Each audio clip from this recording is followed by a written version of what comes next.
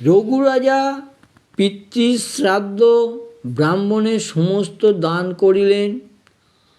অদ্যভক্ষ সেই দিনে খাবার জন্য কিছুই রাখলেন না, মাটির পাত্রে রাজা জলপান করিলেন। সেই সময় একজন ব্রাহ্মণ পুত্র বরদত্ত কশ্যপ ঋষির শিষ্য গুরু দক্ষিণা দেওয়ার জন্য 14 কোটি সোনা দান চাইলেন। কারণ কশ্যপ ঋষি 64 বিদ্যা শিক্ষা দেন বলে 14 কোটি সোনা চাইলেন।